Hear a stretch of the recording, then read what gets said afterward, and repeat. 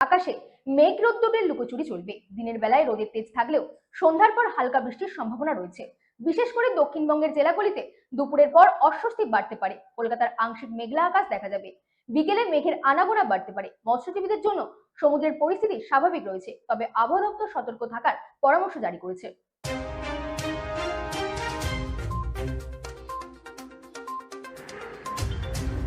আজ রাজ্যের বিভিন্ন জেলায় আবহাওয়ার চরিত্রে ছিল বদলের ইঙ্গিত। ভোরের দিকে হালকা কুয়াশা থাকলেও সূর্য ওঠার সঙ্গে সঙ্গে তা দ্রুত কেটে যায়। তবে বেলা বাড়তে আকাশ ভেসে ওঠে সাদা ও ধূসর মেঘের আনাগোনায়। ফলে কোথাও রোদের তেজ, আবার কোথাও মেঘে ঢেকে গিয়ে তৈরি হয়েছে অস্বস্তিকর আবহাওয়া। আবহাওয়া দপ্তরের সূত্র অনুযায়ী জানা গিয়েছে, আজ দিনের সর্বোচ্চ তাপমাত্রা স্বাভাবিকের কাছাকাছি থাকলেও আর্দ্রতার পরিমাণ বেশি থাকায় গরম কিছুটা অনুভূত হবে। বিশেষ করে দক্ষিণবঙ্গের জেলাগুলিতে দুপুরের পর থেকে বাড়তে পারে অস্বস্তি। উপকূলবর্তী এলাকায় হালকা থেকে মাঝারি গতির হাওয়া বইতে পারে। উত্তরবঙ্গের পার্বত্য এলাকায় দুপুরের পর মেঘ জমার প্রবণতা দেখা দিতে পারে। সেখানে বিক্ষিপ্তভাবে হালকা বৃষ্টি হওয়ার সম্ভাবনাও রয়েছে। সমতল এলাকাতেও সন্ধ্যার দিকে এক জায়গায় বজ্রবিদ্যুৎ সহ বৃষ্টির পূর্বাভাস দেওয়া হয়েছে।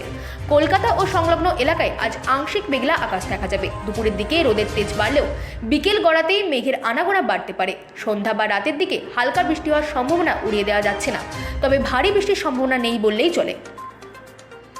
Bureau report, রাতদিন news network. Chapahati Gour Gadadhar মন্দিরে দোলযাত্রা